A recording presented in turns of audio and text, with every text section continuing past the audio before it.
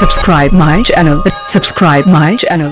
Hello అండి అందరికి ఇవాళ మధ్యాహ్నం అయితే నేను కర్డ్ రైస్ చేద్దామని డిసైడ్ అయ్యాను. నిన్న మొత్తం నాన్ వెజ్ తినేసినాము, పొట్టలు మొత్తం పాడైపోయినాయి అందరికి.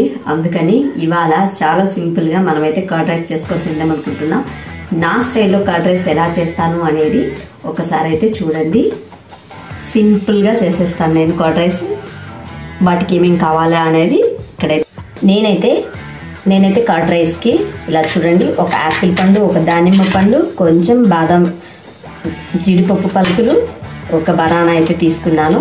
రైస్ అయితే నేను మార్నింగే వండి పెట్టానండి. ఎందుకనంటే మన కర్డ్ రైస్కి కొంచెం ముందుగా రైస్ వండి పెట్టుకుంటే చల్లగా ఉంటుంది కదా, అందుకని చెప్పేసి నేను మార్నింగే రైస్ కూడా వండి పెట్టేశాను. ఇందుకు ఒక పెరుగు ప్యాకెట్, ఇదిగోండి ఒక పెరుగు ప్యాకెట్ కూడా తీసేసుకున్నాను. ఇప్పుడైతే రండి ఇంకా కర్డ్ రైస్ చేద్దాము, చూసేద్దరు ఎలా చేస్తున్నానో అనేది. మనమైతే ఇప్పుడు బౌల్లోకి రైస్ తీసేసుకుందాము. మనకి ఎంత రైస్ కావాలో అంత రైస్ వేసి తీసుకోండి.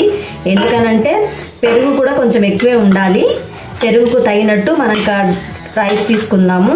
ఎందుకనంటే పెరుగు తక్కువ, రైస్ ఎక్కువ ఉండకూడదు కదా, అందుకని క్వాంటిటీగా తీసుకుంటాను నేను. ఇదిగోండి రైస్ అయితే ఇంతే తీసుకున్నాను. దానికి ఒక ప్యాకెట్ అయితే పెరుగు వేస్తాను నేను. అయితే మనం తోడు పెట్టుకున్న పెరుగు అయితే చాలా బాగుంటుంది, ఎందుకంటే మీగడ ఉంటుంది కాబట్టి చాలా బాగుంటుంది. కానీ నేను ఇప్పటికిప్పుడు అనుకున్నాను కాబట్టి నేను ఇలా పెరుగు తెచ్చి చేస్తున్నానండి. అదే నిన్న అనుకుంటే ఖచ్చితంగా తోడేసి చేసేదాన్ని, వెన్న తగులుతుంటే చాలా కమ్మగా ఉంటుంది కదా, కానీ తప్పదు. ఈరోజైతే ఇలా ఫిక్స్ అయిపోయాను నేను. ఇదిగో పెరిగేసుకున్నాం కదా మనం, ఇదంతా మొత్తము ఇదిగోండి మనకు తగినంత సాల్ట్ కూడా వేస్తున్నాను. మనకి ఎంత కావాలో, మళ్ళీ తక్కువ అయితే వేసుకోవచ్చు, ఎక్కువైతే కష్టం. ఇప్పుడైతే మనం కలిపేసుకుందాము. స్పూన్ తీసుకొని కలపచ్చు, కాకపోతే స్పూన్తో కలిపేలోపు తెల్లారిపోతుంది. నేనైతే ఇలానే కలిపేస్తాను చేత్తోనే. కొంచెం వాటర్ వేసి అయితే కలిపిస్తానండి. ఇదిగో ఇంకైతే దానిమ్మ పండ్లు అన్నీ కట్ చేసుకుంటున్నాము. ఇప్పుడు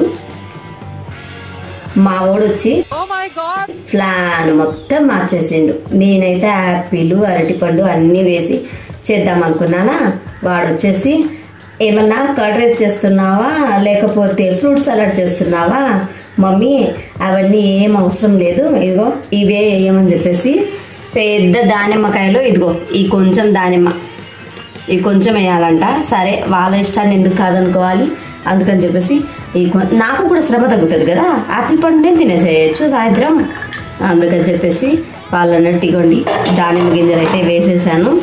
సింపుల్గా అయితే చేసేస్తున్నాను. ఇప్పుడు మొత్తాన్ని అయితే మనం ఇలా అయితే కలుపుకుందాము.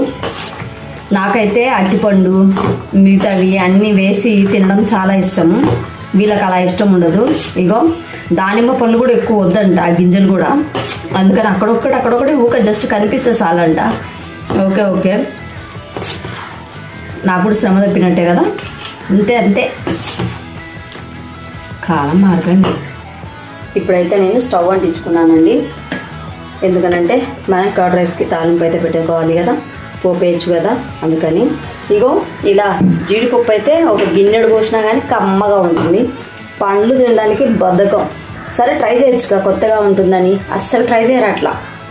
ఇక్కడి పప్పులు అయితే చెప్పండి, జీడిపప్పులు ఒక గిన్నె అయినా మెక్కుతారు బాగా అందరూ. ఇగోండి తాలింపు గింజలు వేసేసాను. జీడిపప్పు కూడా వేసేసాను.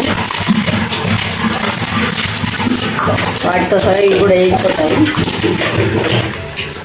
కొన్ని ఒట్టి మిరపకాయలు కూడా వేసానండి.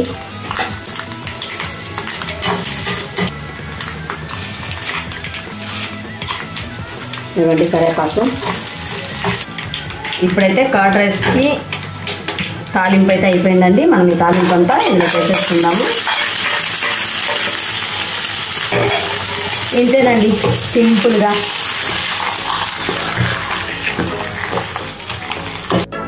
పెరుగన్నంతో వాళ్ళైతే బనానా వద్దన్నారు కదా, నేనైతే బనానానైతే ఇలా వేసుకొని తింటున్నాను. వాళ్ళకి ఇష్టం లేదు, నాకు ఇష్టం ఇలా తినడము. నా స్టైల్లో నేను తింటున్నానండి. చాలా బాగుంటుంది, ఇలా కూడా ట్రై చేయండి. నా స్టైల్లో కర్డ్ రైస్ అండి. తర్వాత ఇక్కడ బనానా ఉంది, చాలా టేస్టీగా ఉంటుంది, ఇలా కూడా ట్రై చేయండి. అదిగోండి బనానా ప్లస్ కర్డ్ రైస్.